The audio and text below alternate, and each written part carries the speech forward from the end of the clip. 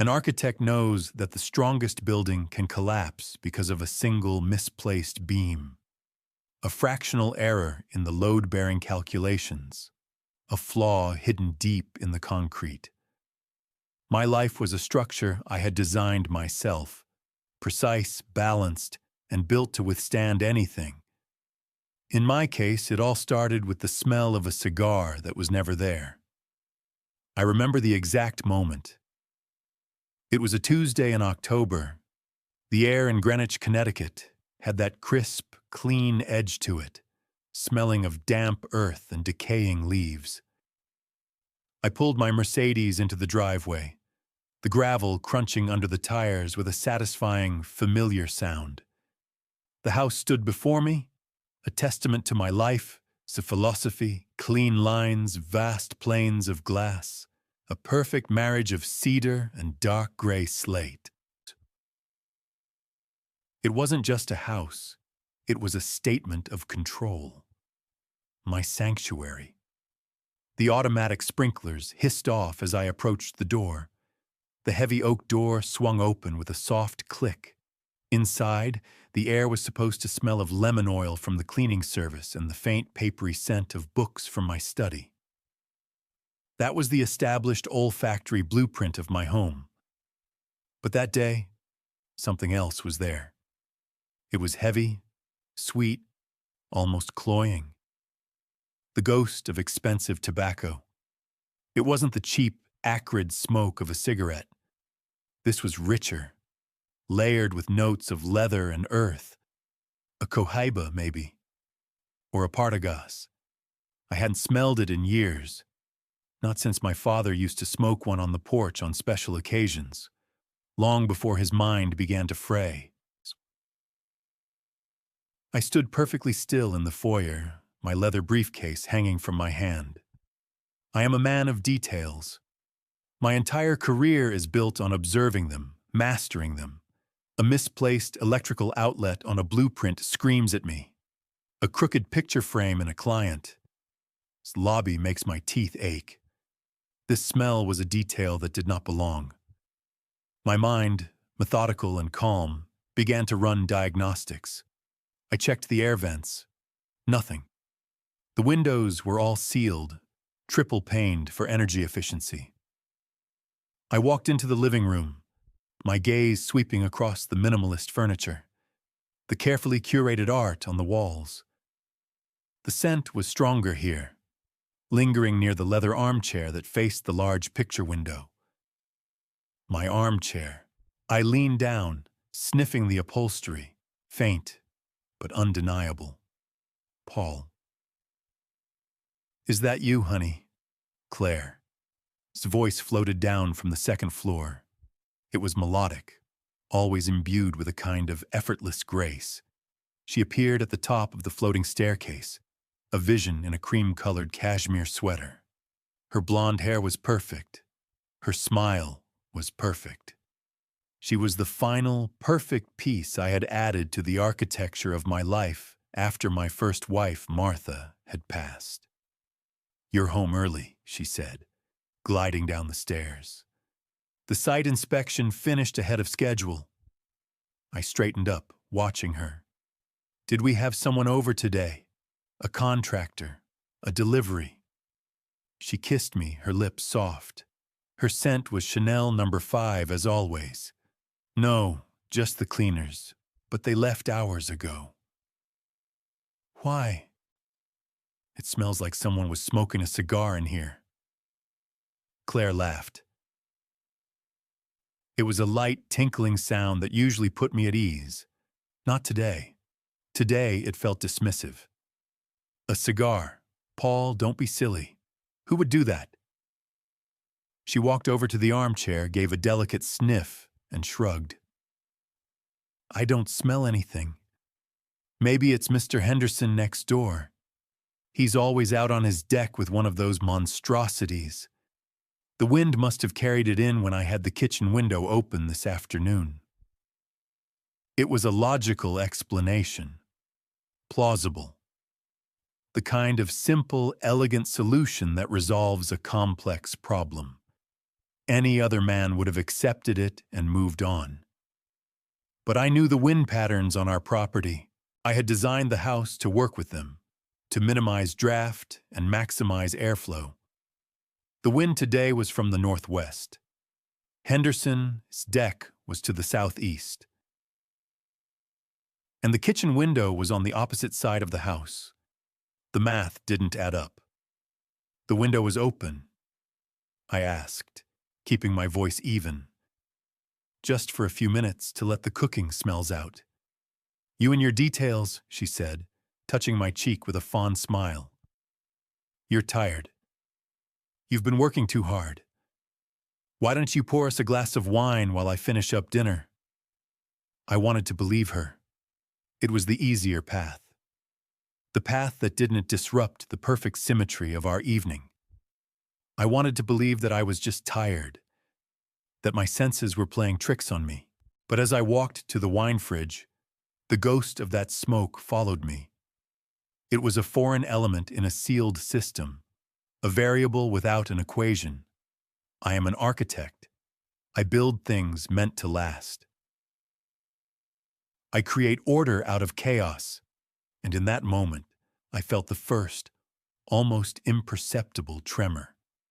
A hairline crack forming in the foundation of my world. A crack I couldn't see, but I could smell. And the most unsettling part was that I was the only one who seemed to notice. For a week, the ghost of the cigar remained just that, a ghost.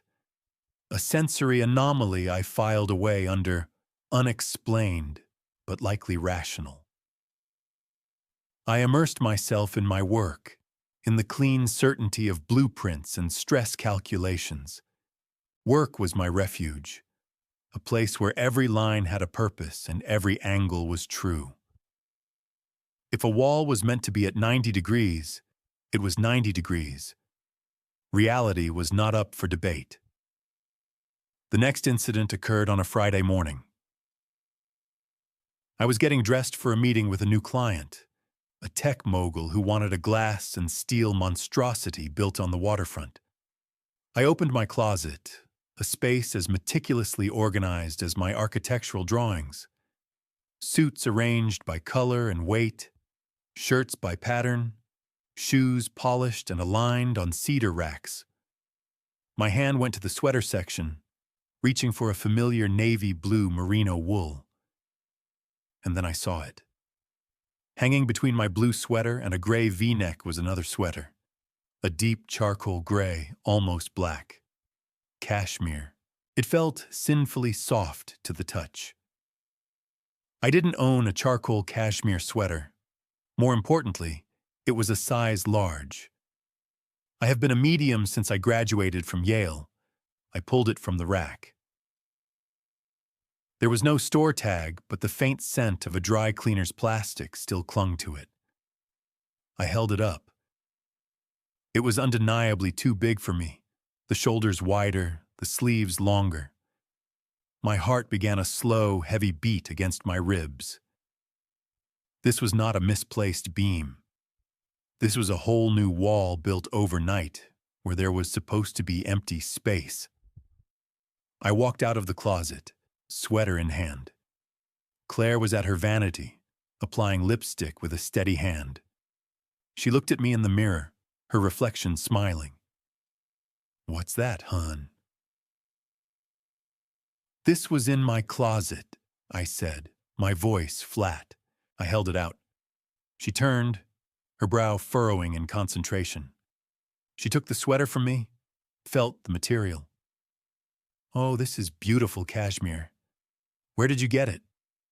"I didn't," I said. "I've never seen it before." Her confusion looked utterly genuine. She checked the label. Loro Piana. "Paul, this is very expensive. Are you sure? Maybe you bought it and forgot. You were talking about getting some new things for winter." "I'm a medium, Claire. This is a large. And I don't forget buying $1,000 sweater." She bit her lip, a perfect portrait of concern. "Well, that's strange." The only thing I can think of is maybe it got mixed in with our things at the dry cleaner, sis. You know how they are. I'll call them. Chitao, she folded the sweater neatly and placed it on the bed. Don't worry about it. I'll sort it out. She made it sound so simple. A mix-up. An error.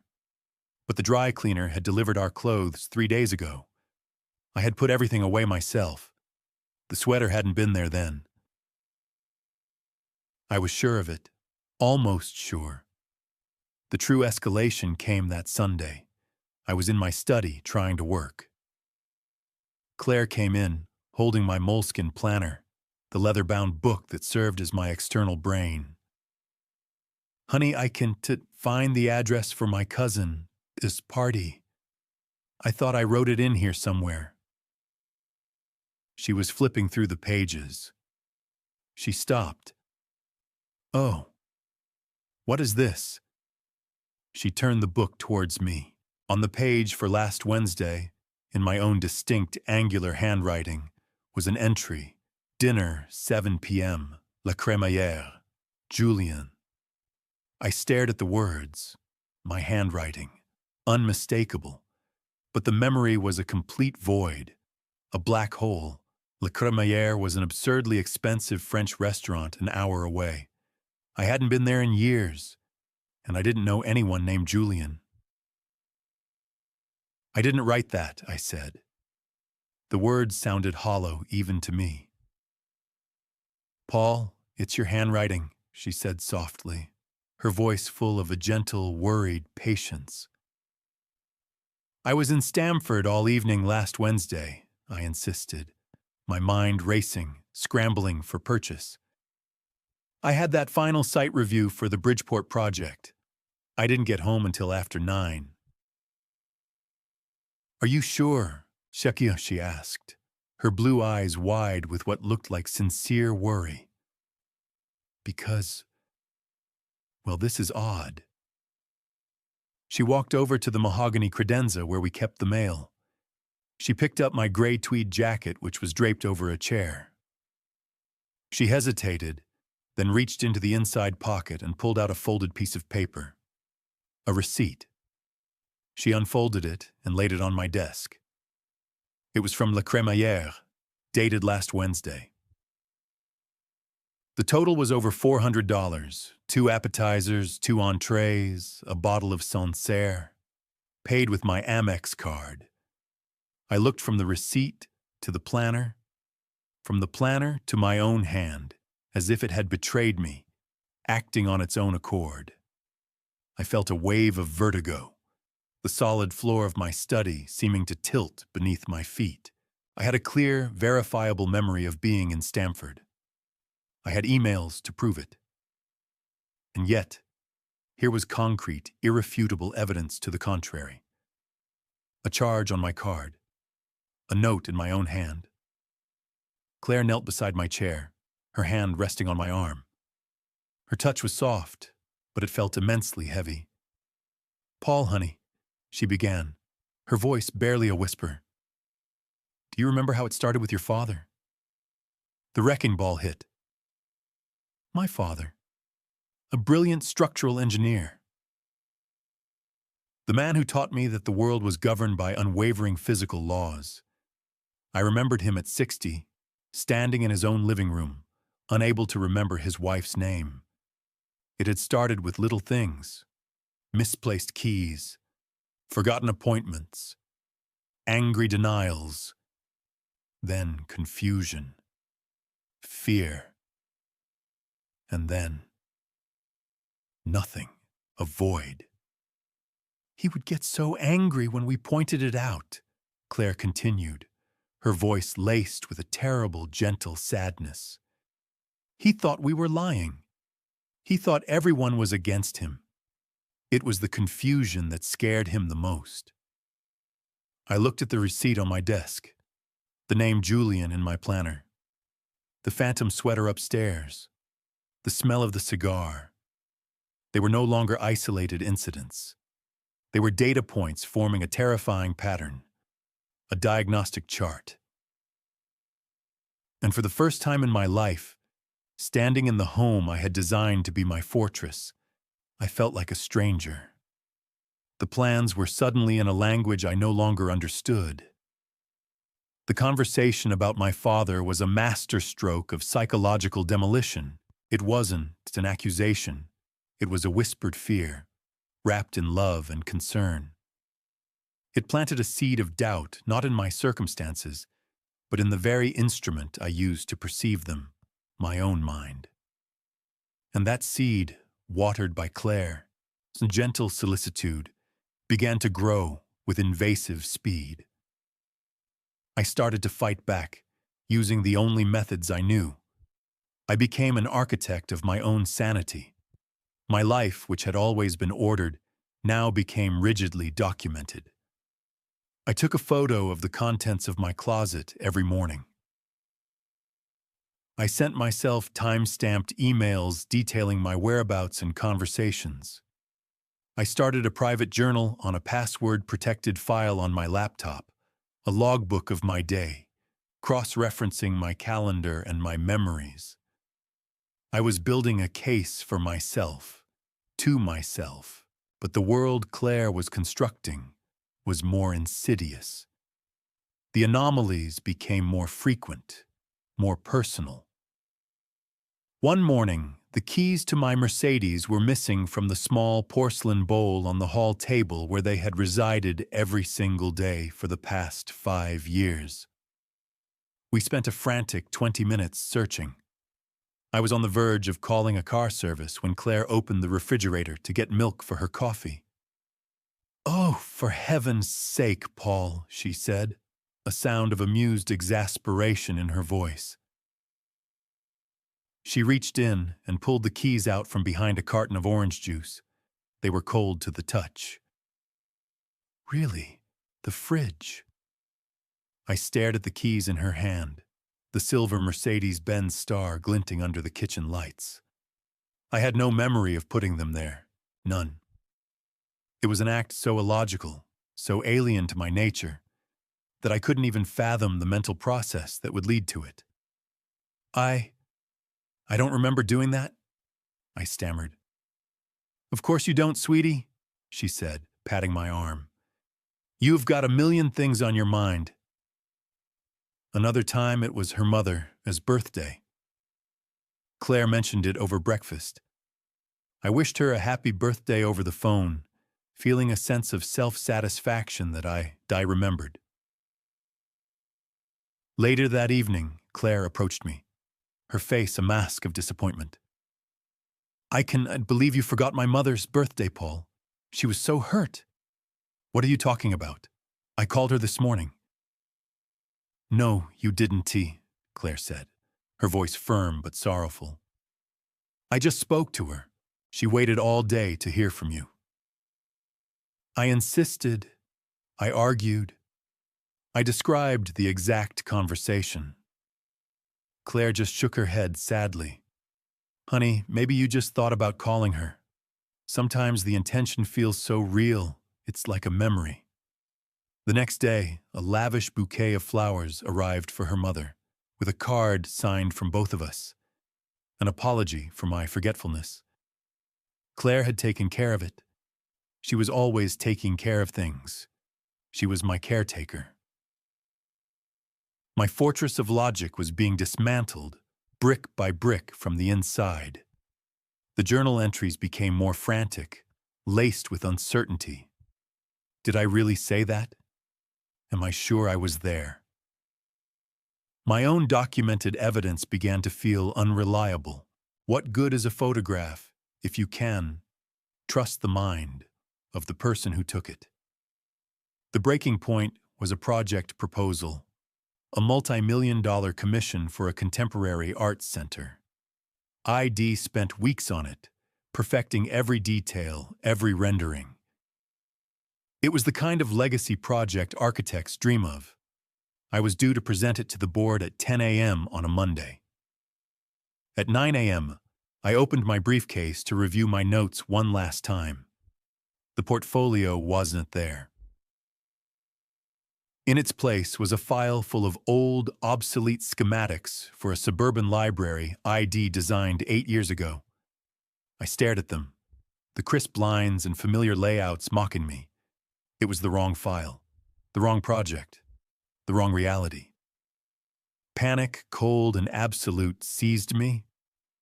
I called my office, my voice tight. My assistant, a hyper-efficient young woman named Sarah, was confused. "Mr. Harrison, you took the Art Center portfolio home with you on Friday. I saw you put it in your briefcase yourself." I had. I remembered the weight of it, the smooth feel of the leather binder. But it was gone. I had to call the board and reschedule, offering a humiliating, vague excuse about a printing error. The damage to my professional reputation was immediate and profound. Paul Harrison, the man whose precision was legendary, had just made a rookie mistake of catastrophic proportions. That evening, I sat in my study. The library schematics spread across my desk like the ruins of a lost civilization. Claire came in and wrapped her arms around my shoulders from behind. "It's okay," she whispered into my hair. "It's just a job. It's not the end of the world. It's not just a job, Claire. It is my name, my mind." My voice was raw. "Something is wrong with me." "We'll get through it," she said, her voice soothing, hypnotic. I was doing some research. There are specialists, people who can help. I found a wonderful therapist, Dr. Ann Riley. She has a practice in Westport. Everyone says she's the best with cognitive issues and stress management. "I made an appointment for you for Thursday." I didn't even have the strength to argue. The fight was gone. The evidence was overwhelming. The cigar, the sweater, the forgotten dinner, the lost keys, the missed birthday, the swapped portfolio. My meticulously constructed reality had collapsed. All that was left was a terrifying silence in my own head, where memories were supposed to be. I looked up at her, my reflection a pale, haunted stranger in the glass of the framed blueprint on the wall. "Okay," I said. The word was a surrender. "Okay, I'll go." Dr. Ann Riley's office was designed to be calming. It was a symphony of beige with plush armchairs, abstract art that resembled serene watercolor smudges, and a faint scent of lavender. Dr. Riley herself was a woman in her late 50s with kind eyes and a voice as soft as the upholstery. She was the perfect person to confess your deepest fears to.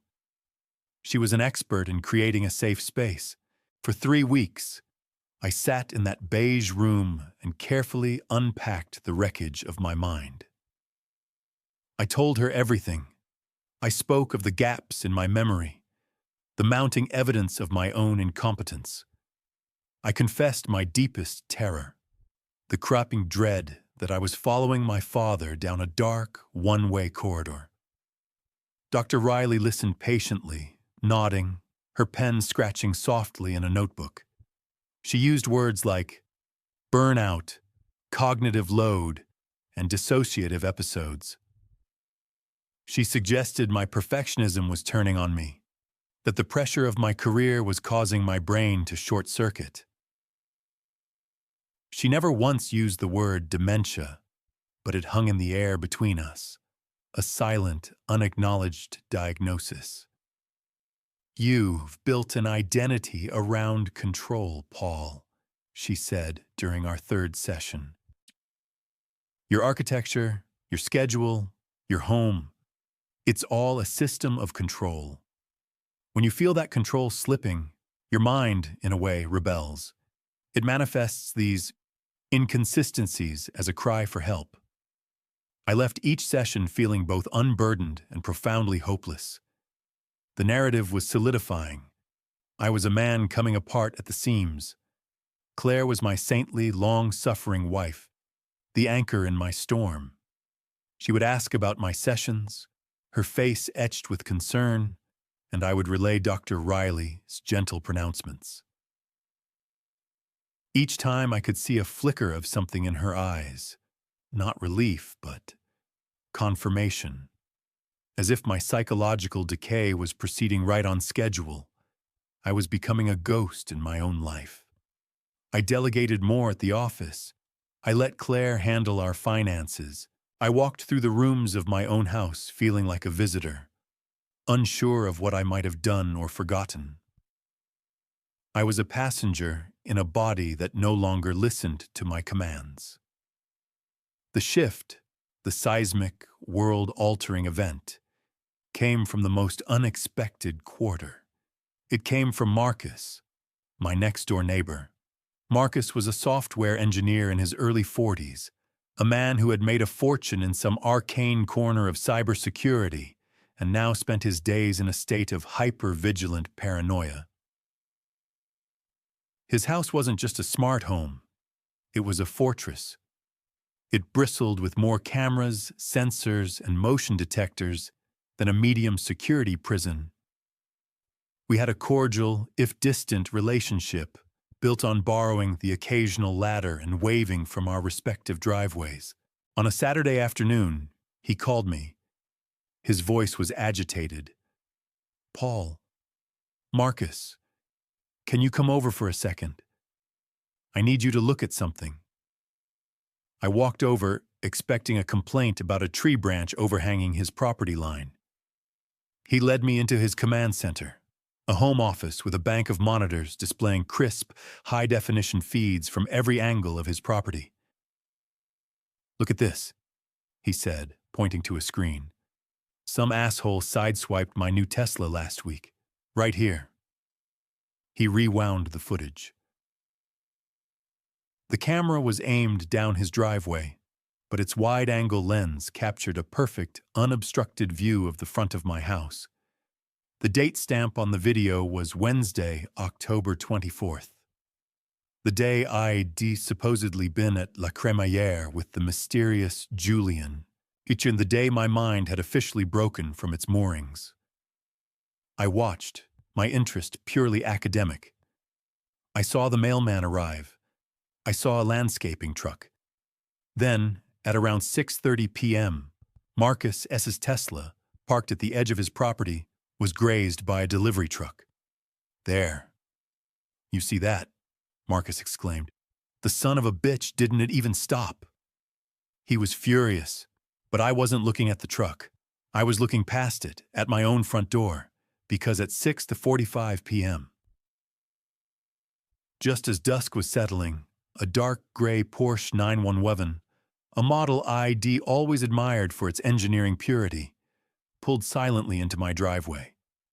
I felt a strange sense of detachment, as if watching a movie. This was the time I was supposedly an hour away, drinking expensive French wine. A man got out of the driver's side. He was tall, impeccably dressed in a tailored suit. He moved with a slick, confident grace. He walked to my front door. It opened before he even knocked. Claire stood there. In the cold, digital clarity of Marcus's 4K camera, I saw her face. The smile she gave him was not the gentle, patient smile she gave me. This one was different. It was radiant, hungry, alive. A smile from a life I knew nothing about. He stepped inside. He didn't just greet her. He pulled her into an embrace, one hand sliding down her back, his lips finding hers in a kiss that was anything but gentle. The door closed, shutting them inside my sanctuary. I kept watching. My breathing had stopped. The world had narrowed to that single screen. Marcus was still ranting about the truck, oblivious. I pointed a trembling finger at the monitor. "Marcus, can you fast forward?" He glanced at me, then at the screen, and did as I asked. The time code blurred. He stopped it at random intervals. 8:00 p.m., 9:00 p.m. The Porsche was still there. At 10:17 p.m., the front door opened again. The man and Claire emerged, their arms around each other. Another long kiss under the warm glow of the porch light I had installed myself. He got into his car, backed out of my driveway, and disappeared down the street. The pieces didn't just fall into place. They slammed together with the force of a tectonic collision, the sound deafening in the sudden, absolute silence of my mind. The cigar, the size large sweater, the name Julian in my handwriting, so easily forged. The restaurant receipt planted in my coat, the keys in the fridge, the forgotten birthday, the missing portfolio. It wasn't a breakdown. It was a demolition. A controlled, expertly planned, brutally efficient demolition. They weren't just having an affair. They were trying to erase me. To convince me I was losing my mind so they could take everything. The fear that had been my constant companion for weeks evaporated, replaced by something else. An emotion so cold and pure and hard, it felt like a diamond forming under immense pressure in the center of my chest. It was rage, a quiet, architectural rage. I turned to Marcus, who was now staring at me, finally aware that the drama was not about his scratched car. "To Marcus," I said, and my voice was perfectly calm, perfectly steady. "Could I get a copy of this?" I walked back from Marcus's house in a state of hyperclarity. The fog of the past few weeks hadn't just lifted, it had been violently blasted away, leaving behind a world that was painfully, brutally sharp. The crisp autumn air no longer smelled of decay, but of possibility. The slate gray of the evening sky was not gloomy, it was the color of polished steel. My mind, which had felt like a crumbling ruin, was now a silent, humming machine, processing the new data with terrifying efficiency. Marcus had handed me the flash drive with a look of profound unease. "Be careful, man," was all he'd said, and I knew he understood that he had given me something far more dangerous than evidence of a hit and run. He had given me a weapon. As I approached my own front door, the beautiful, clean lines of the house looked different. It was no longer my sanctuary. It was a stage, a crime scene, and I was no longer the victim.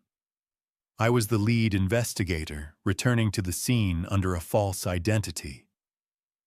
The first rule of architecture is to understand the site, to know its strengths, its weaknesses, the stresses it can bear. My site was this house.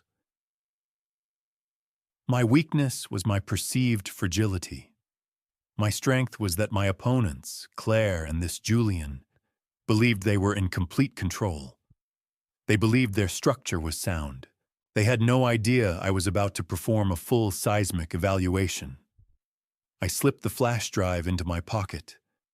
My hand was steady. My heart beat with a slow, cold, rhythmic purpose.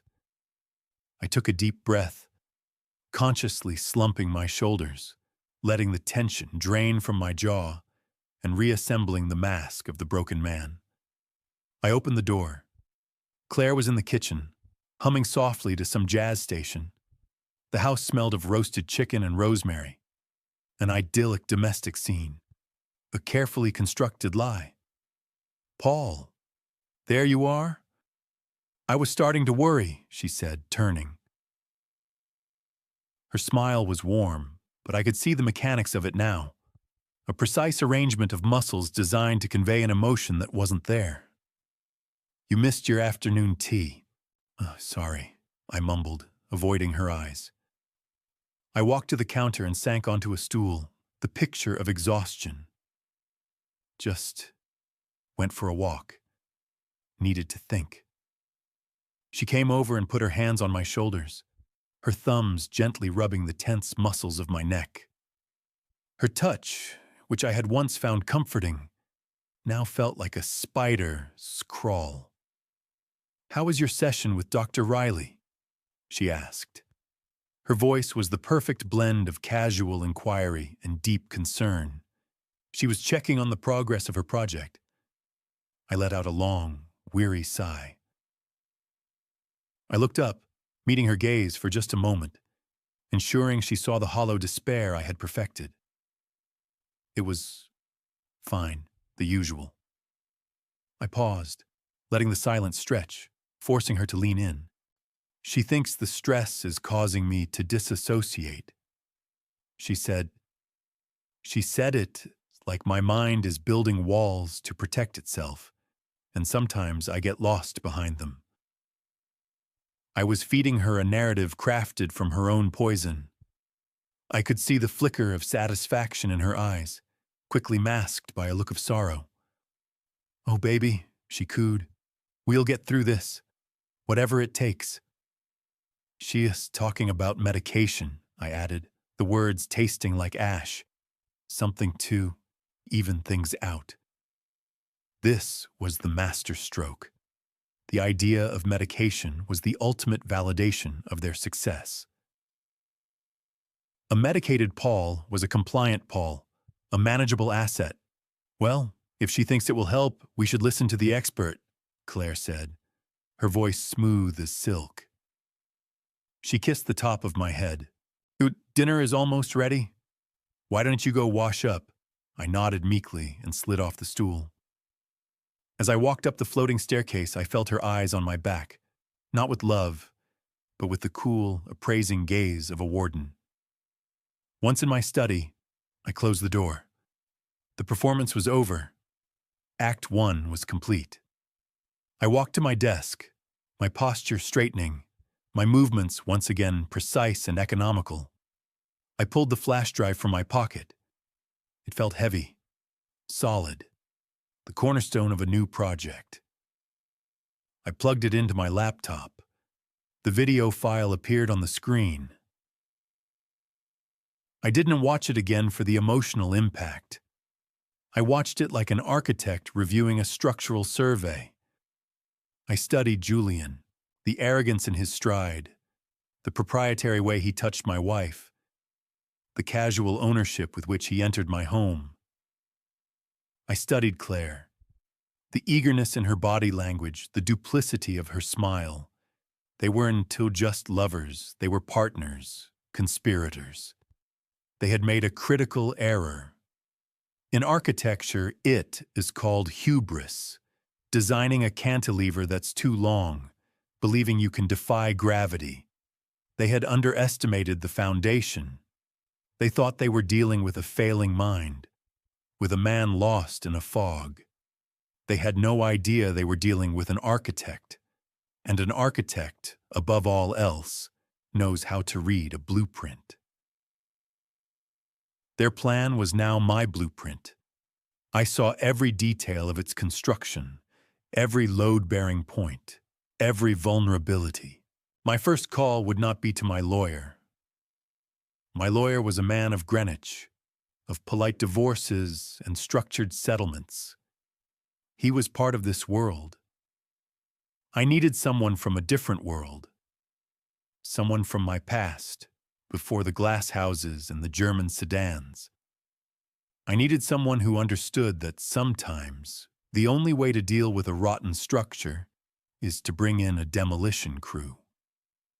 My mind went back 25 years to a summer job on a construction site in the Bronx and a street-smart kid named Rick who could find out anything about anyone.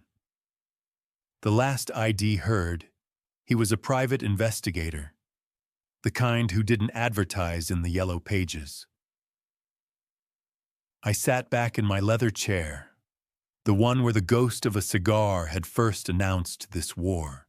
The faint smell was long gone, but the memory was seared into my brain. The house was quiet, but it was no longer the silence of dread.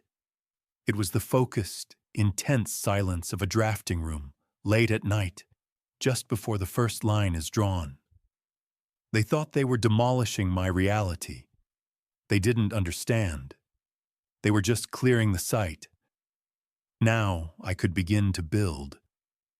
Living a lie requires a different kind of architecture. My days became a masterclass in facade construction.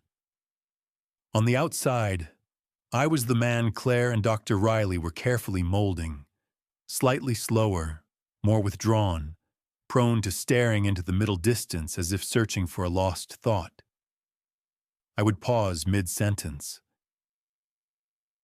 I would ask Claire to repeat things. I made a show of writing everything down on post-it notes, which I would then misplace. Internally, my mind was a construction site humming with frantic, silent activity. Every smile from Claire, every concerned touch, every seemingly innocent question was catalogued, analyzed, and filed away as evidence.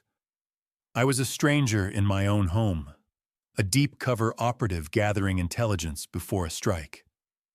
Finding Rick was the first step. It had been nearly 30 years. People move, change, disappear. But I remembered the name of the bar in Astoria, Queens, where the old construction crew used to drink. A smoky, dark place called the Gantry. I doubted it was still there, but it was a starting point. I used a burner phone ID bought for cash at a bodega in Port Chester. I didn't call from my house or my office. I drove to a service plaza on I-95, the air thick with the smell of diesel and fast food, and made the call from the parking lot. A gruff voice answered. "Gantry. I'm looking for Rick," I said, my voice low. "Lot of Ricks in this world, pal. Be specific." Rick Costello. We worked a job together in the Bronx, summer of '98. Tell him Paul the architect is calling. It was the nickname they'd given me, the college kid who read blueprints while they poured concrete. There was a long pause. I could hear the clink of glasses and the murmur of a television in the background. "He ain't here, but I can pass a message." "Where can he find you?" "He can't. I'll find him. Ask him if he still likes the coffee at the Olympia Diner, under the N train, tomorrow. 10 a.m. "You got it," the voice said, and the line went dead. The next morning, I told Claire I had an appointment with a neurologist Dr. Riley had recommended, a specialist in the city. The lie came easily. She fussed over me, making sure I had the address, reminding me to take a car service instead of driving. Her concern was a performance of such exquisite detail, I almost had to admire it.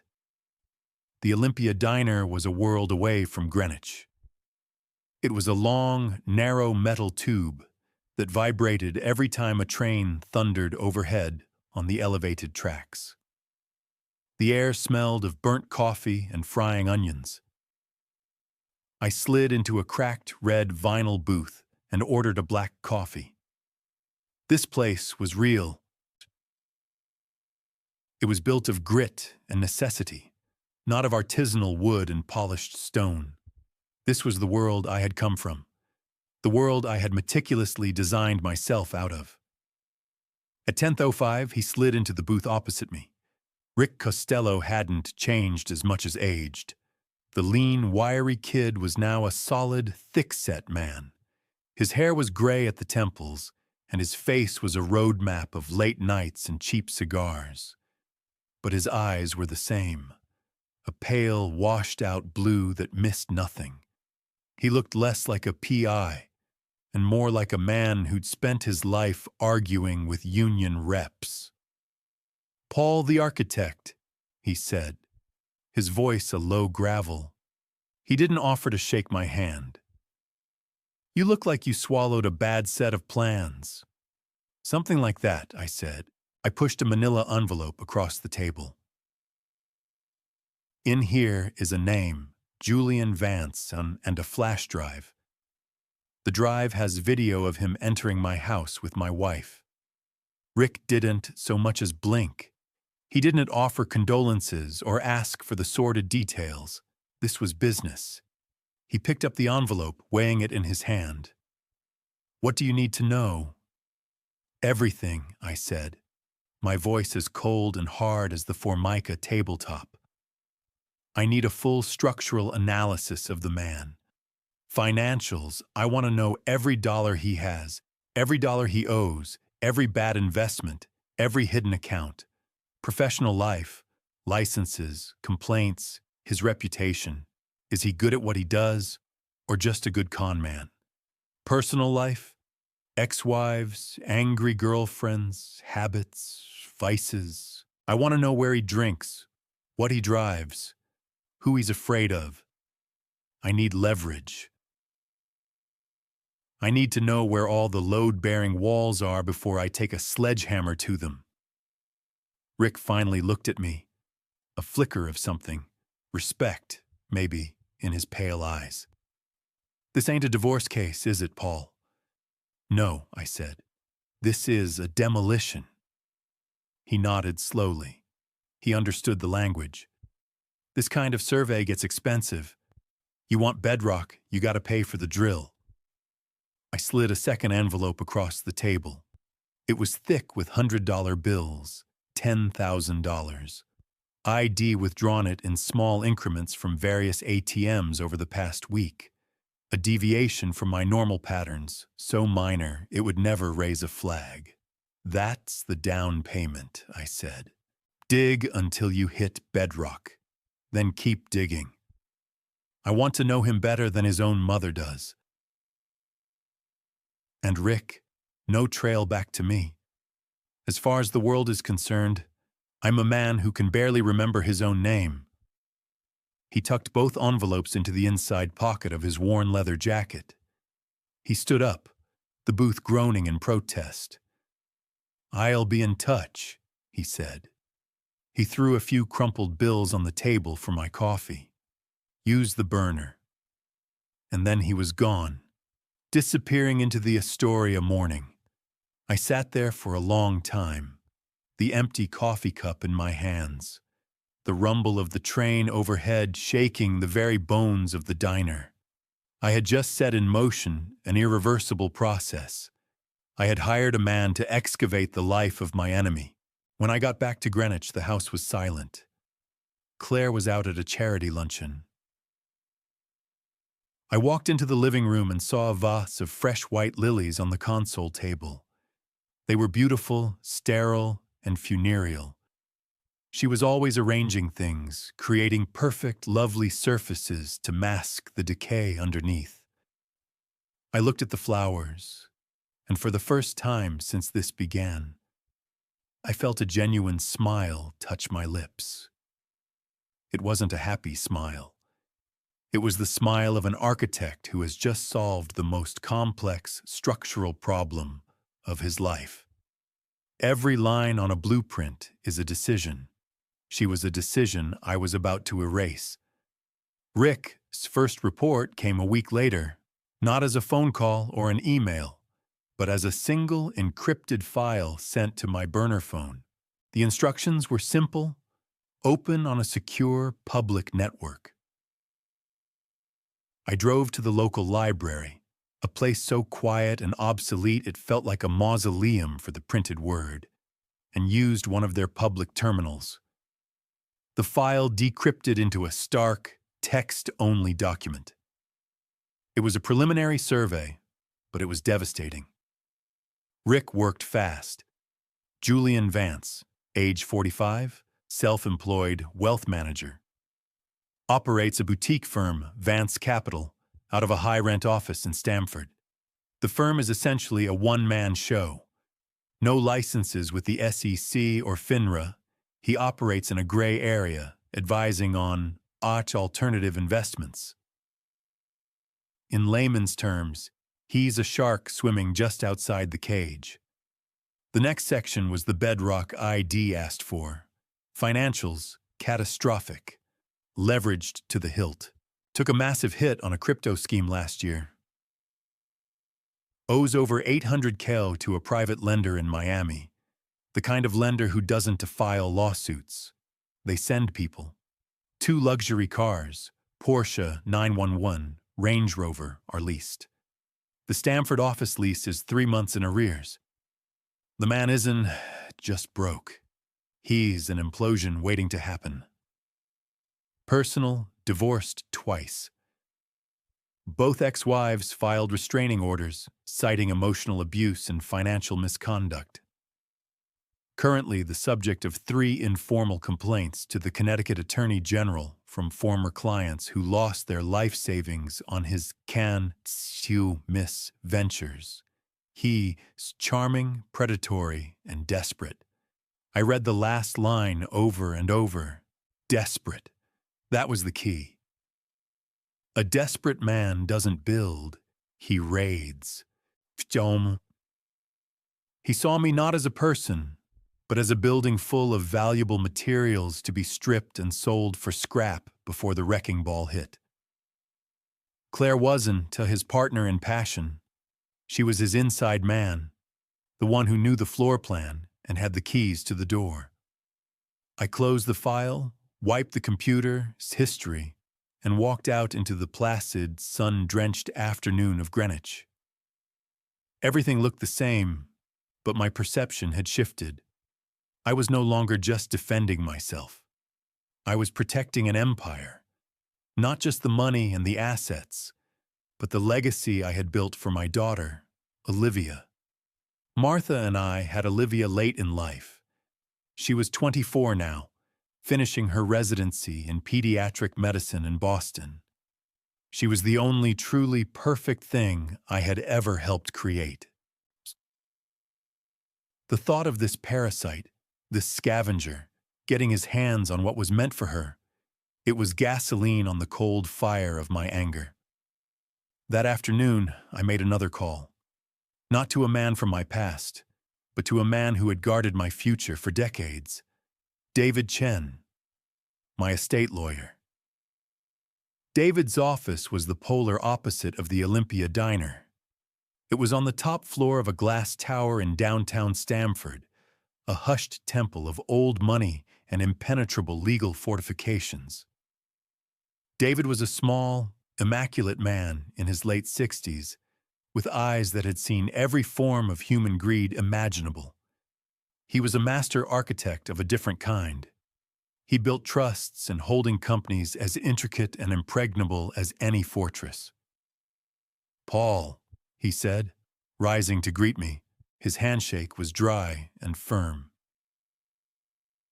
"You look tired." "I need to restructure, David," I said, getting straight to the point. "We didn't waste time on pleasantries. Everything is in the revocable trust we set up. It is solid," he said, gesturing for me to sit. "Revocable isn't good enough anymore. I want to move the majority of my assets, the firm, the property portfolio, my personal investments, into an irrevocable trust for Olivia. One that I can manage but not be the beneficiary of. I want it structured as a dynasty trust, ironclad, to last for generations." David's carefully groomed eyebrows rose a fraction of an inch. An irrevocable trust was a serious move. It meant relinquishing control. It was a defensive maneuver, the financial equivalent of scuttling your own ships to keep them from being captured by the enemy. "This is a significant step," he said, his voice neutral. "May I ask what's precipitating this?" "Let's call it proactive estate planning," I said, my voice leaving no room for argument. "I'm concerned about future eventualities, undue influence, cognitive decline. I used the very weapons they were pointing at me to build my own defenses. I want to protect Olivia as inheritance, lock it down so tight that God himself couldn't to pry it open with a crowbar." David stared at me for a long moment, his shrewd eyes searching my face. He saw something there, a hardness, a resolve that hadn't been there a month ago. He didn't ask about Claire. He was too professional for that. He simply understood that when a man like me takes a step like this, it's not out of fear. It's in preparation for war. "I'll need to see your latest financials," he said, already pulling a legal pad towards him. We can set up a new LLC to hold the properties and make that LLC the primary asset of the trust. We can transfer ownership of the firm in stages. It will be complex. It will take time. We don't have time, I said. I want the framework in place by the end of the month. Use whatever resources you need. Expedite everything. For the next 2 weeks, I lived a double life of extreme contrasts. During the day, I was at David Assist's office, deep in the weeds of legal and financial strategy, moving multi-million-dollar assets with the stroke of a pen. We were building a fortress in the clouds, a complex web of legal entities that would make my liquid wealth almost untouchable. In the evenings, I was at home, playing the part of the fading patriarch. I do forget to pay a credit card bill, and Claire would swoop in with a gentle sigh, taking over the task with practiced ease. "Don't you worry about a thing, honey. I've got this." I'd watch her at my desk, at my computer, paying my bills, and I'd feel a chilling satisfaction. She thought she was seizing control of the ship, not realizing I had already secretly offloaded all the cargo. I was reinforcing the foundation, adding steel rebar and seismic dampers they couldn't see. They continued their work on the surface, chipping away at the paint and plaster of my sanity, unaware that the core structure was now stronger than it had ever been. They thought they were laying a siege. In reality, they were just walking deeper and deeper into a trap of my own design. A well-designed trap doesn't look like a trap. It looks like an opportunity. It looks like a shortcut.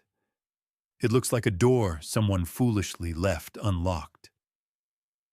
My wife and her lover were thieves, and a thief's greatest weakness is not just greed, but the arrogance of believing they are smarter than their mark. I was no longer their mark. I was the architect of the maze they were about to enter. My defensive structures were in place. The assets were secure, walled off behind David Chen's legal fortifications. Now it was time to build the trap itself. It had to be baited with something irresistible to a desperate man like Julian Vance. It had to be something that promised a massive, rapid return. Something that would make him reckless. Rick's report had given me the key. Julian was a gambler who chased high-risk ventures. So I invented one.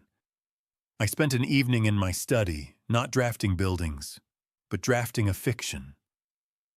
I created a ghost company, Synapse Dynamics. It was a biotech startup, supposedly on the verge of a breakthrough in Alzheimer's treatment. The irony was a private, bitter indulgence.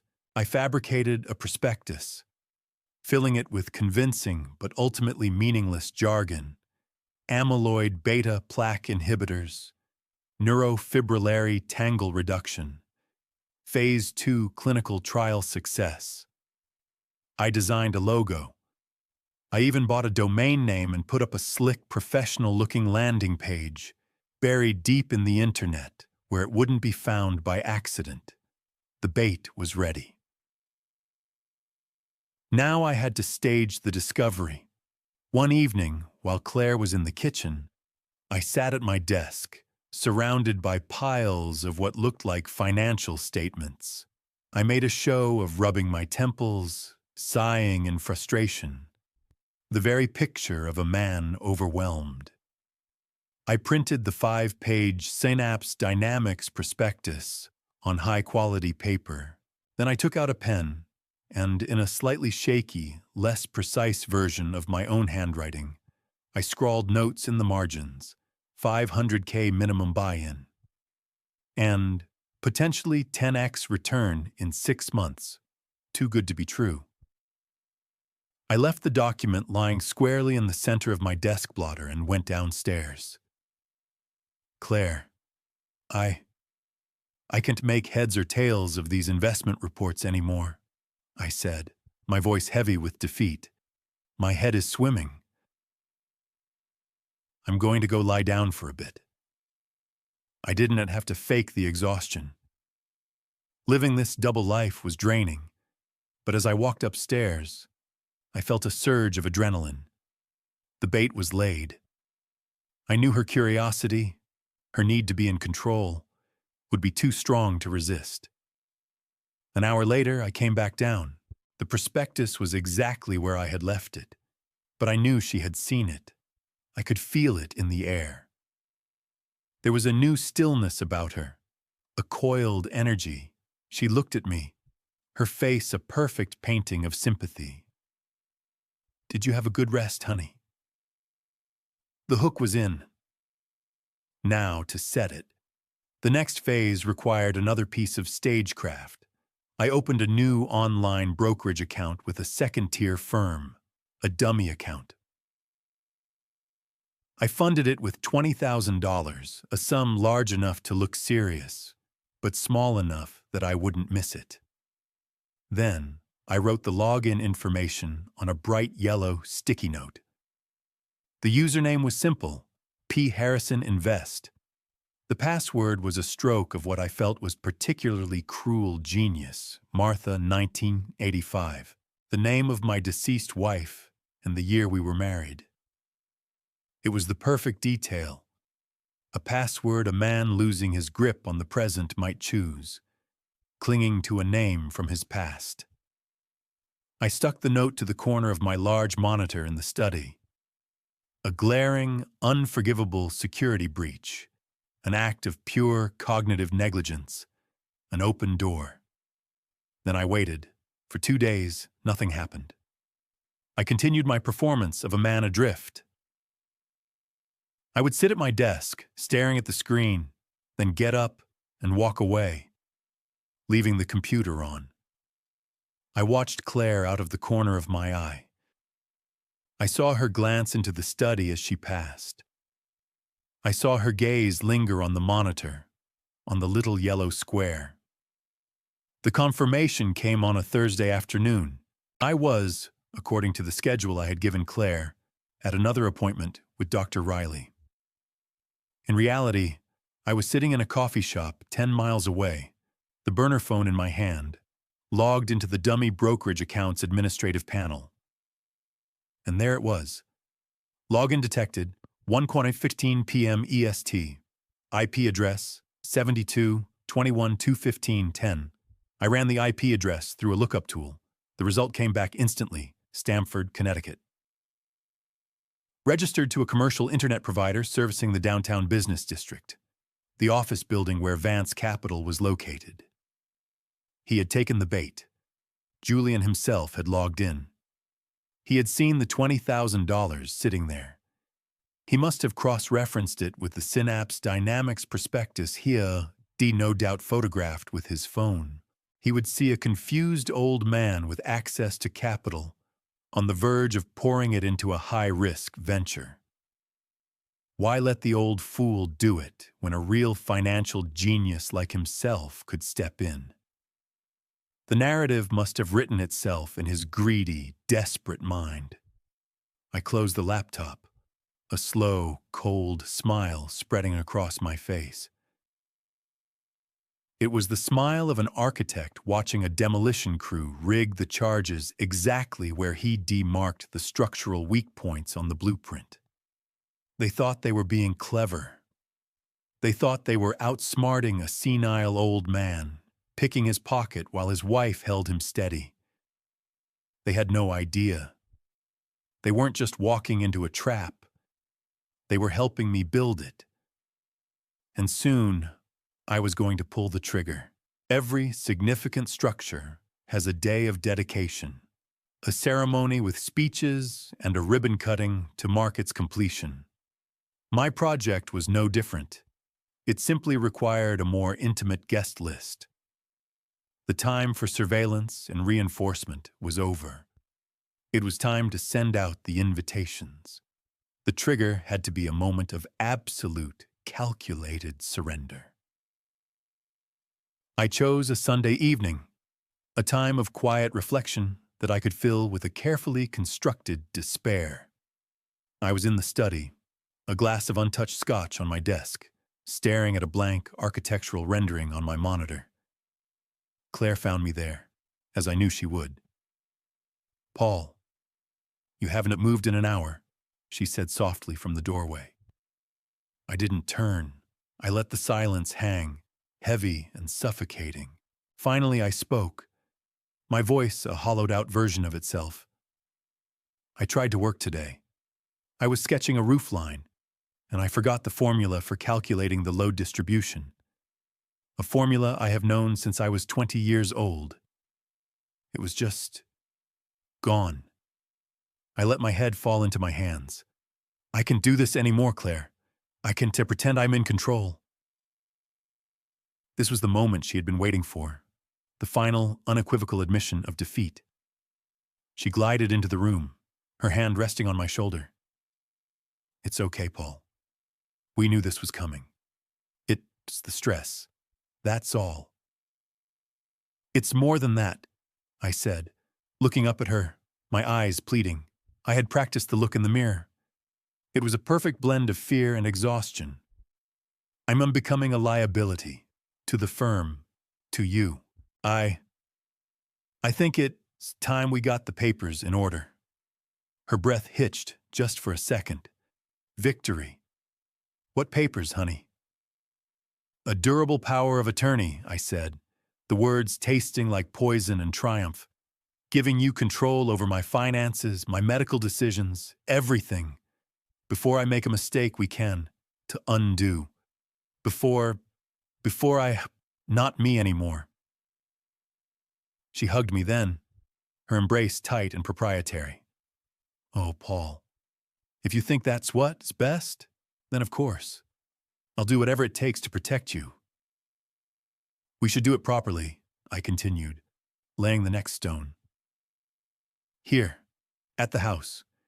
We'll have my lawyer, David Chen, come and witness it. Make it all official." "Of course," she whispered into my hair. I pulled back, looking at her with manufactured confusion. "But the financials, it's all so complicated. The trusts, the investments. I don't think I can even explain them properly anymore. We need someone there who understands that world. Someone you trust." I watched her mind work behind her eyes. I had opened the door. She only had to walk through it. "What about Julian?" she said, her tone suggesting the idea had just occurred to her. "He's a financial expert. He's been such a good friend through all of this. He could be here to help me understand the documents, to make sure everything is handled correctly." "Julian," I repeated, as if trying to place the name. "Yes, the man from the dinner I forgot. That's a good idea. Someone you trust." The plan was set. Claire made the calls the next day. I overheard her conversation with Julian, her voice a low, triumphant purr. "It is happening, Jay. He's completely gone. He's handing everything over. No, he suggested it himself. Of course, you need to be here. As my advisor, Friday night. It will be a celebration." A celebration. She had no idea how right she was. Friday arrived with a cold, clear sky. I spent the day preparing for the dinner. I was not cooking a meal. I was choreographing a final act. I chose the menu with meticulous care. Beef Wellington, a masterpiece of deception, with its treasure hidden inside a perfect golden crust. A rich bordelaise sauce. Truffled potato gratin. Every element was designed to convey wealth, stability, and occasion. I decanted a 1998 Chateau Margaux, a wine we had been saving, a wine for a day of monumental significance. Its deep, complex aroma filled the dining room. I set the table myself. The heavy silverware, the crystal glasses, the crisp linen napkins. Each placement was precise to the millimeter. The house was silent. waiting. I was calm. It was the same deep, focused calm I felt just before a major presentation, when I knew every line of my design was flawless. Julian arrived first, precisely at 7. He pulled the gray Porsche into my driveway, its engine a low growl of conquest. He was wearing a suit that probably cost more than my first car, and a smile that oozed smug self-satisfaction. He handed Claire a bouquet of expensive-looking roses and shook my hand with a grip that was meant to be both firm and pitying. "Paul," he said, his voice smooth. "Good to see you. Claire told me you wanted an extra set of eyes on things. Happy to help a friend." "Thank you for coming, Julian," I said, my voice quiet and appropriately subdued. David Chen arrived 2 minutes later. He was the anchor of my plan.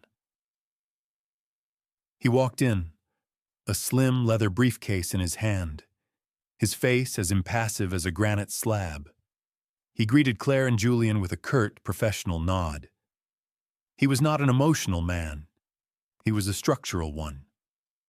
He understood foundations, and he knew when they were about to be tested. We sat down to dinner. The conversation was a grotesque parody of civility.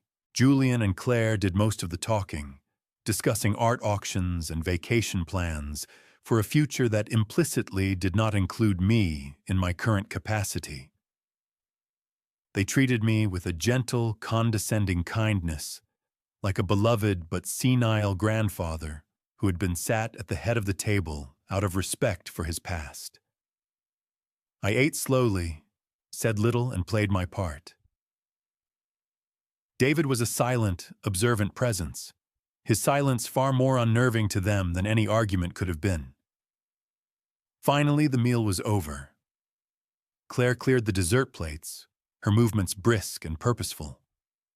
"Well," she said, returning from the kitchen. In her hands was a sleek, dark blue folder. She placed it on the polished mahogany table between us. It made a soft, final sound. "I guess we should get to it." Julian leaned forward in his chair, a predatory gleam in his eyes. He placed a comforting hand on Claire's arm. "Don't worry. I'll walk you through everything. We'll take our time." David Chen sat perfectly still, his hands folded on the table in front of him. He looked at me, a single brief glance of confirmation. I looked at the blue folder. I looked at the triumphant faces of my wife and her lover. I looked at the beautiful, expensive room that they believed was about to become theirs. The stage was set. The audience was seated. It was time to bring the house down. The silence after Claire placed the folder on the table was thick, broken only by the distant hum of the refrigerator. Julian, radiating confidence, reached for the folder. "All right, Paul," he said, his voice sickeningly empathetic. "Don't worry. We'll keep this simple. These are standard documents. Durable power of attorney, healthcare proxy, just to make sure your affairs are managed efficiently while you focus on getting better." He slid the document out and held a gold pen towards me. "We just need your signature right here." I looked at the pen. I looked at the line where my name was supposed to surrender my life. I looked at Julian's manicured hand, poised to guide me. I didn't take the pen. Instead, I looked up. I looked directly into Julian Vance's eyes. And in that moment, the mask came off. The fatigue, the fear, the confusion, it all drained away, replaced by the crystal-clear, relentless focus of a man who sees every angle, every force vector, every weakness. My change was instantaneous and total. It was not a violent reaction. It was a structural transformation. Julian's smile faltered. His eyes narrowed, registering the shift from a hazy, broken man to a completely sober, utterly formidable opponent. Claire, watching them both, tensed, a slow, terrible dawning of dread crossing her face. I spoke, my voice low and steady, slicing through the manufactured formality of the room. "You know, Julian," I said, picking up the heavy crystal water glass, examining the way the light fractured through it. "In architecture, we learn that gravity is a constant. You can defy it for a while, but eventually, it always wins. You try to defy the laws of solvency for too long." Julian blinked, momentarily thrown off by the sudden, sharp intelligence in my voice. "I don't know what you're talking about, Paul. I am just here to help Claire." "No," I corrected him, setting the glass down with a precise click. "You're here for the acquisition. You're a distressed asset vulture, Julian, and you're desperate. $800,000 to the private lender in Miami, 3 months behind on your Stamford lease. Multiple AG complaints.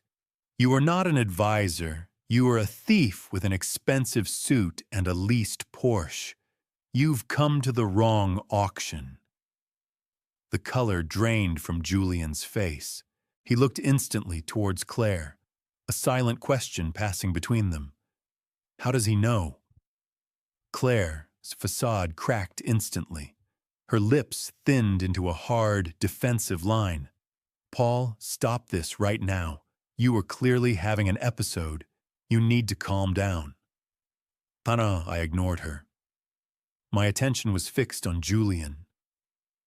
"You thought I was losing my mind, didn't you?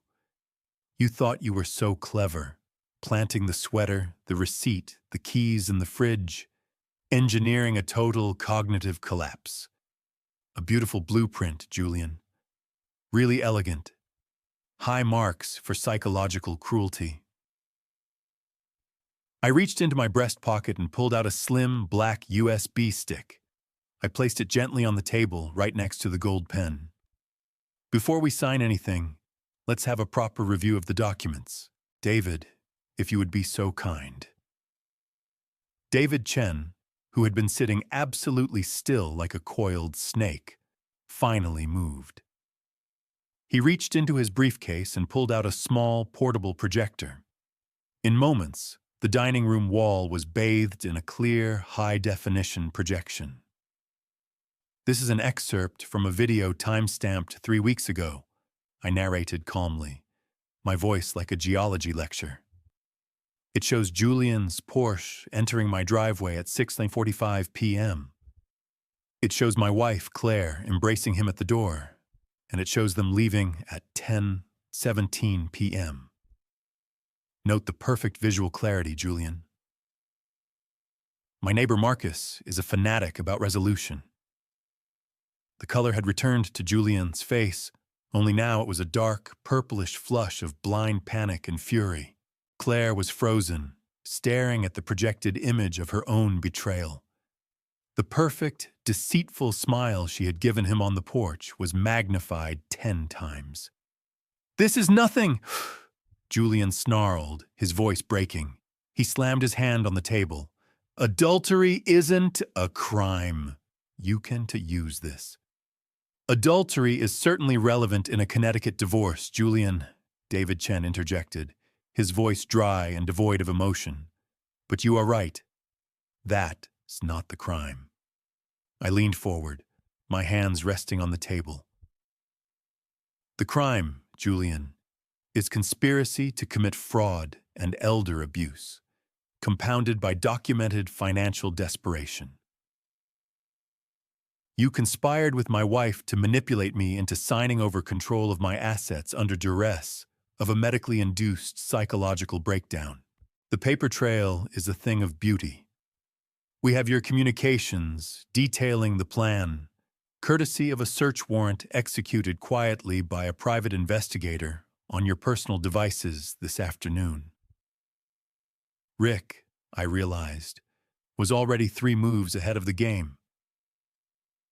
Furthermore, Julian, I continued, my voice now laced with icy triumph, I believe you were distracted enough over the past 2 weeks to make a very costly mistake. I reached into my briefcase, pulled out a stack of printouts, and slid them towards him. They were screenshots of my dummy investment account. You logged into this account, didn't you?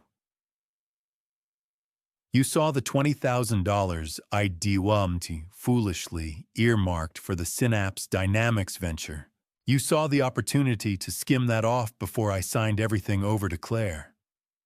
Julian snatched the papers, his eyes scanning the details. I didn't invest anything, he barked, confused.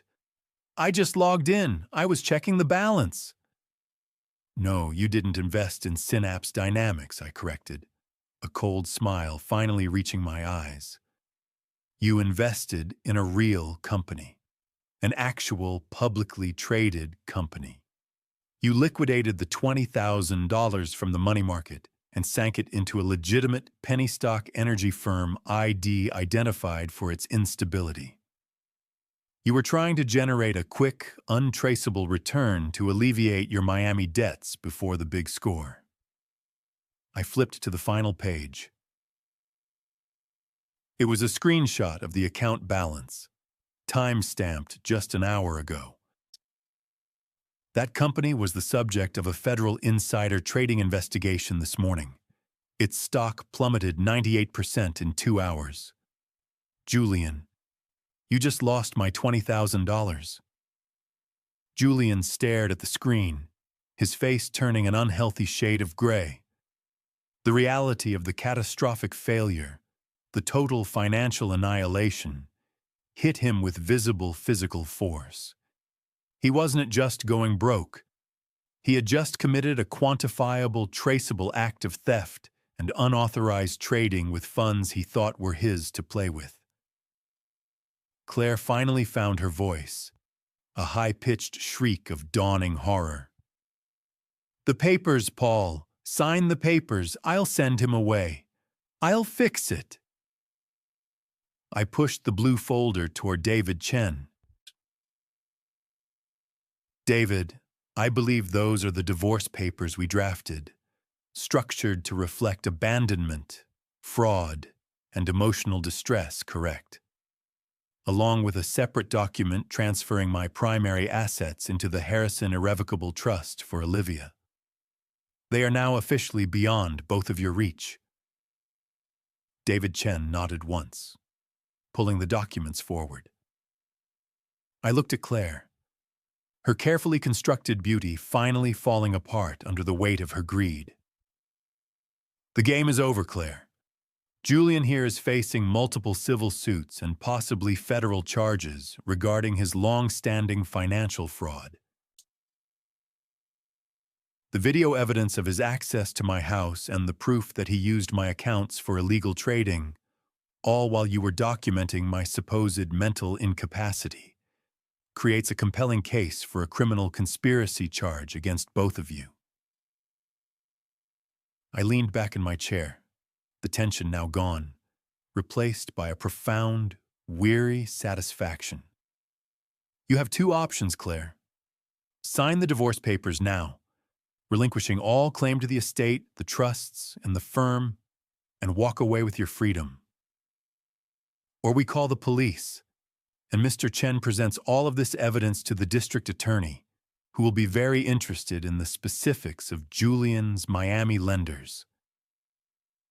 Julian was slumped, defeated, staring at the ruined stock chart. Claire stared at the divorce papers, then at the image of the Porsche on the wall, and finally at me, the man she thought she had destroyed. She saw not her husband, but her executioner. The silence was the absolute sound of structural collapse. The climax was brief, brutal, and entirely surgical. The beauty of a planned implosion is the speed and containment of the destruction. Claire did not hesitate for long. Survival instincts trumped greed when facing the very real prospect of a criminal indictment. She looked at Julian, now nothing more than a desperate liability, then back at the signature line on the divorce papers. "Where do I sign?" she choked out.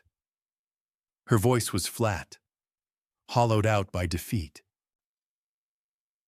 David Chen, with the grace of a seasoned professional, handed her the gold pen Julian had offered me moments earlier. She signed every page, her hand trembling so violently that the signature was barely legible. A messy end to a perfectly calculated crime. Julian, meanwhile, was paralyzed. He was a cornered animal, and the only escape was through me. "You can't do this, Paul," he muttered, finally looking up. "You were ruining me. You set me up." "I didn't set you up, Julian," I replied calmly. "I observed your trajectory and provided the necessary fuel for acceleration. Your desperation and arrogance handled the rest. That's not setting up. That is simple architectural causation. You created the stress, you provided the weak point, and you initiated the collapse. I merely documented the process." I nodded toward David. "David has provided a confidentiality and non-disparagement agreement, Julian. Sign it, and we will cease communication. We will not press criminal charges related to the $20,000, provided you leave the state of Connecticut by morning. Failure to comply, or any future attempt to contact me, my family, or my firm, will result in the immediate filing of all evidence with the appropriate state and federal authorities.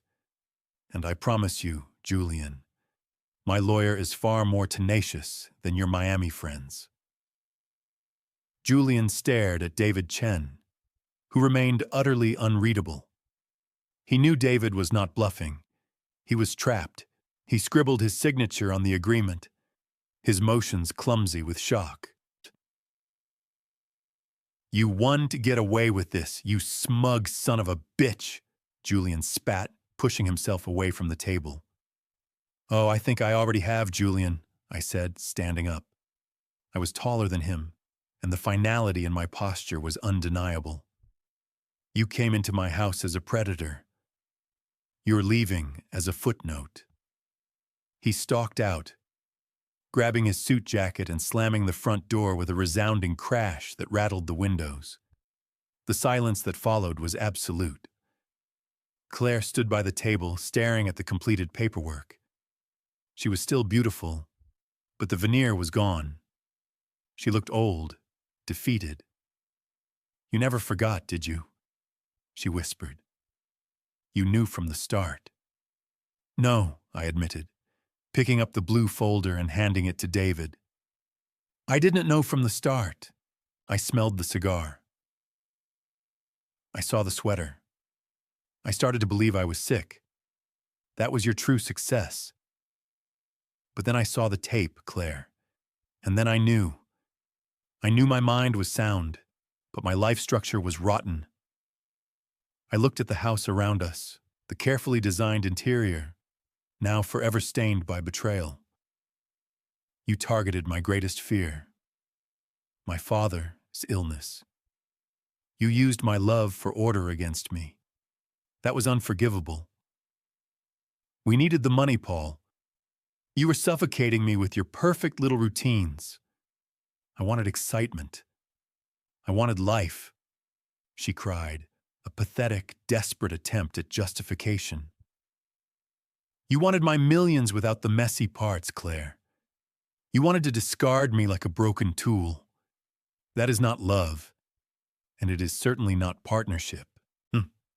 I looked at her, and I felt nothing. No anger, no sorrow, just a massive, profound emptiness. "Your car is in the garage. Your bags are packed. David will arrange for a wire transfer of a minimal, legally required settlement to a new account. You have 15 minutes to leave the property. If you are still here, I will treat it as trespassing."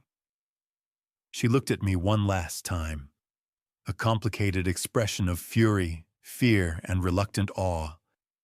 Then, she turned and walked upstairs. 10 minutes later, I heard the trunk of her car close, the garage door hiss open, and the muted sound of her Volvo driving away. Gone. David Chen collected his papers, the USB drive, and the projector. It was surgically clean, Paul. The trust is impenetrable. The divorce is finalized. You have successfully defended your entire estate. Thank you, David, I said, extending my hand. He paused, looking at me with those ancient, knowing eyes. You're not the man I thought you were, Paul. You're much stronger. An architect must be able to anticipate the forces of nature, David, including human nature. He left me alone in the dining room, the remains of the beef Wellington still on the plates, the scent of expensive wine in the air. The silence returned.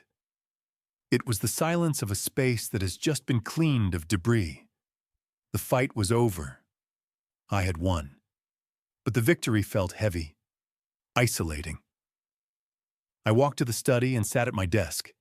I picked up the printed prospectus for Synapse Dynamics, a fictional company designed to trap a thief. I crumpled the paper in my fist. I thought of Martha, my first wife, and the clean, honest love we shared. I thought of Olivia, now secure, pursuing her calling. My father had lost his battle with his own mind. I had won mine. Not because my mind was stronger, but because the enemy was external. I stood up and looked out the large glass window at the dark outline of my house. It was still standing. It was secure. But the fundamental truth of its design had changed. It was no longer just a house. It was a fortress of solitude. And I, its architect, was alone within its walls. The silence that now settled over the house was not the suffocating silence of manipulation. It was the quiet of a pure, vacant lot, ready for a new vision, ready for reconstruction. 6 months. 6 months of rebuilding, of quiet, methodical restoration. The legal cleanup with David Chen was thorough. The divorce was finalized and sealed, protecting Olivia and the trust from any public fallout. Julian Vance disappeared from Connecticut. Rick reported he landed in Aruba, trying to run a new scam, likely running just ahead of his Miami creditors. Claire was gone, a ghost of a mistake in a life that now felt newly scrubbed clean. My house, once a beautiful cage, felt different. I changed the locks, physically and metaphorically. I hired a new cleaning service. I had the living room leather armchair reupholstered, finally eliminating the lingering trace of that phantom cigar smoke.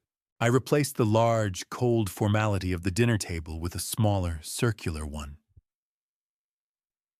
It was a subtle redesign, a change in focus from grand entertainment to solitary utility. The most profound change, however, was in me. I was no longer the Paul Harrison who measured his worth by the exactness of his blueprints. The enforced vulnerability had stripped away my arrogance about my own perfection. I realized that my need for meticulous order had made me predictable, and that predictability had been my structural weakness. The methodical, unyielding architect had almost been destroyed by his own rigid structure. The man who emerged was quieter, more watchful, infinitely less trusting, but paradoxically, more present. I still loved my work, but I no longer worshipped it. I understood that the true complexity of life lay not in concrete and steel, but in the shifting, treacherous foundations of human intention. I stopped going to Dr. Riley, of course. I left her a polite, clinical voicemail stating that my cognitive symptoms had vanished once the stressors in my personal life were removed. I wondered if she was truly in the dark, or if she was a useful fool they had manipulated. Either way, she was a closed chapter. I started taking weekend trips, something I'd never done without a precise itinerary. I drove up the coast of Maine, spending a few nights in a rugged cabin, walking along the rocky coastline where the waves met the immovable granite. I needed to feel something solid, something immutable. One Saturday afternoon, I was at my firm as offices, ostensibly working, but really just enjoying the silence. I was sketching a concept for a small community center, a building of light and openness, a project for contribution rather than ego. My phone rang. It was Olivia. "Dad, I got your care package. Thank you." I had sent her a box of homemade cookies and some gift cards to a bookstore near her hospital. "Just checking in, sweetie. Long hours, killer hours. But listen, something else came. It was from an anonymous sender. A small box." "Oh, I hadn't sent her anything else." It's a beautiful antique compass, brass and glass, and there was a note inside. It just says, "A good structure needs a true bearing. Stay true." I paused, leaning back in my chair, looking out the window at the distant skyline of Stamford. A small, dry smile touched my lips. Rick. The man who knew how to find anything and anyone, who understood the true value of an untraceable gesture. He hadn't just accepted payment. He had acknowledged the victory with a simple, profound message. "That's a beautiful gift, honey," I told Olivia. "Keep it close. I will. Say, Dad, you sound different. Good different. More relaxed." "I am," I said, genuinely. "I demolished a very old, very toxic structure in my life, Olivia. And the space it left is extraordinary. It's quiet. It's ready." I finished the conversation and hung up the phone. I stood up and walked to the window. The setting sun was catching the glass facades of the skyscrapers, turning them to fire. My world was now defined by a new principle. The strongest structure is not the one with the thickest walls, but the one that understands exactly where its own stress points lie and has contingency plans for when they fail. I had been tested, exposed, and almost eliminated, but I had adapted, outmaneuvered, and survived. My focus now was on building something honest, something real. I had a new blueprint, and this time, it was written in the indelible ink of hard-won wisdom. The house was quiet. This was not the silence of the void or the silence of deception. It was the absolute, focused silence of a construction site that has been cleared, ready for the first, clean excavation of the new foundation. And I, the architect, was ready to start digging.